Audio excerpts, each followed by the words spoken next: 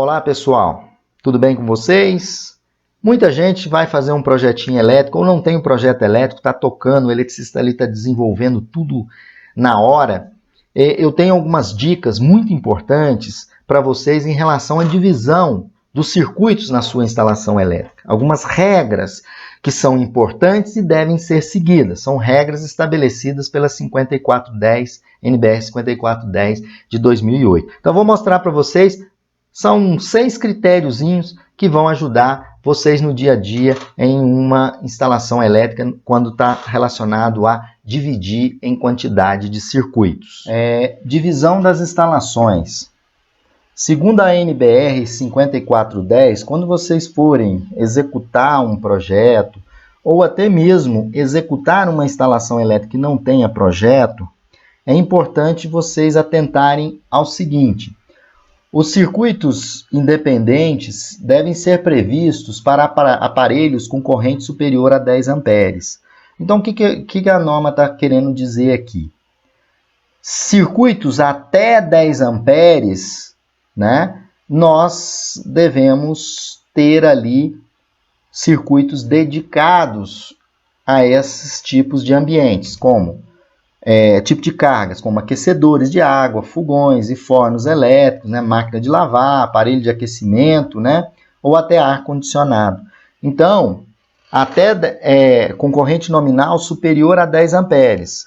Então, veja bem, se você tem um ar-condicionado, tem a corrente superior a 10 amperes, ou você tem um forno superior a 10 amperes, deve ter uma tomada de uso específico, ou seja, um circuito para cada tipo de carga, quando essa carga ultrapassar 10 amperes. Então, a regrinha é o seguinte: superior a 10 amperes, deve ter um circuito de uso específico, ou seja, sai lá do quadro de distribuição, vai até a carga. Se for um aquecedor de água, se for um boiler, né? Se for um forno elétrico, sendo superior a 10 amperes, a norma fala 5410 de 2008 diz que você tem que ter um circuito de uso específico.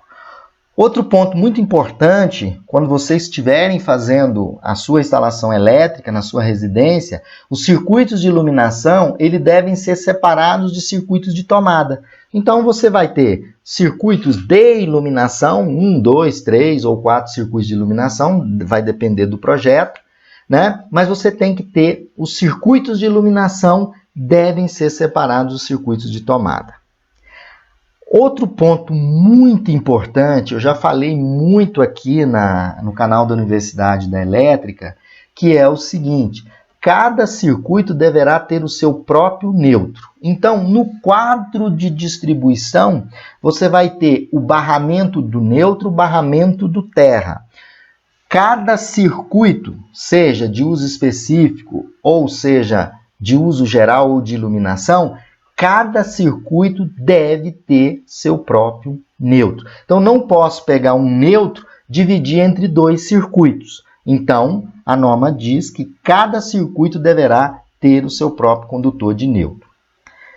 Outro ponto muito importante que a norma estabelece é que os circuitos de tomada deverão ter o condutor de proteção, que é o condutor PE, que é o condutor de terra, ligado diretamente ao terra da sua instalação, ligado ao seu aterramento. Isso é importante e isso é definido em norma. Qual é a norma de instalações elétricas de baixa tensão? Já falei muito aqui, é a NBR 5410. Então, circuitos de tomada devem ter condutor de proteção, que é o PE, é o condutor de terra. O condutor de PE, ele pode ser comum a mais de um circuito. O neutro já não pode ser comum, eu tenho que ter um neutro para cada circuito. Já o condutor de terra, ele pode ser comum a mais de um circuito. Outro ponto.